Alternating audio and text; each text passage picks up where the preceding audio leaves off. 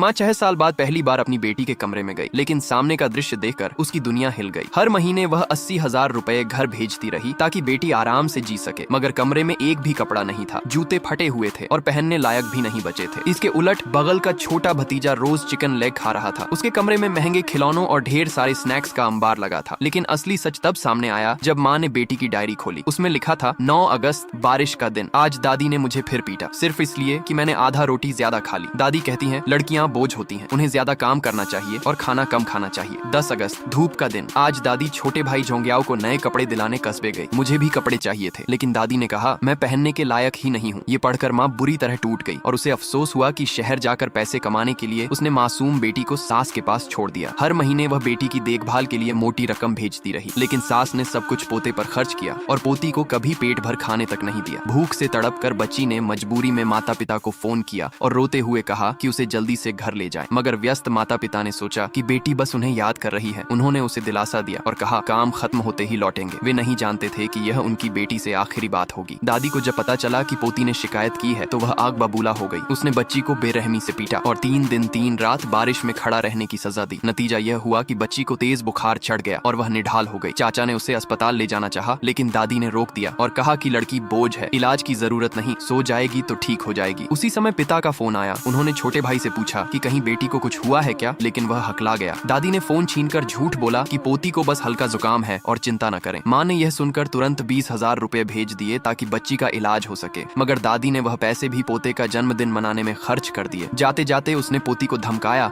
कि कल सुबह जल्दी उठकर काम करना, वरना उसके भाई का जन्मदिन बिगड़ेगा तो अंजाम भुगतना पड़ेगा। दुर्भाग्य से बच्ची माता पिता का इंतजार करते करते उसी रात हमेशा के लिए दुनिया छोड़ गई। अगली सुबह दादी उसे जगाने गई, मगर देखा कि वह पहले ही दम तोड़ चुकी थी। छोटे बेटे ने बड़े भाई को यह खबर देने की कोशिश की, लेकिन दादी ने रोक दिया और कहा क्यों बताना है, हर महीने इतने पैसे मिलते हैं, क्या तुम बंद कराना चाहते हो? चाहे जितना छिपाना पड़े छिपाओ। उसने बेटे को हुक्म दिया कि बच्ची को पिछली पहाड़ी में दफना दो, लेकिन सुबह तक गांव वाले पोते का जन्मदिन मनाने घर पहुंच गए और बच्ची का शव मजबूरी में रजाई से ढक दिया गया। उधर शहर में माता पिता की कंपनी लिस्ट हो चुकी थी और वे ढेर सारे तोहफे लेकर बेटी को सरप्राइज देने गाँव लौटे। घर पहुंचकर उन्होंने देखा कि आंगन में दावत चल रही है। उन्होंने पूछा माँ इतना शोर शराबा क्यों? दादी बोली आज झोंग्याओं का जन्मदिन है, गाँव वालों को बुलाया है। माता पिता ने पूछा तोंग कहाँ है? दादी ने झूठ बोला, वो बुखार में सो रही है। माँ ने कहा मैं देख आती हूँ। दादी ने रोकने की कोशिश की, लेकिन माँ ने जिद की। तभी उसे बेटी का टेडी बियर कचरे में पड़ा मिला, वही गुड़िया जो बेटी कभी अपने से अलग नहीं करती थी। माँ हैरान रह गई और पूछा ये क्यों फेंक दिया? ये तो तोंग की सबसे प्यारी गुड़िया है। तभी चाचा का गला भर आया और उसके मुंह से सच निकल गया, क्योंकि वो मर गई है। शब्द सुनते ही माँ के पैरों तले जमीन खिसक गई और सब कुछ बिखर गया।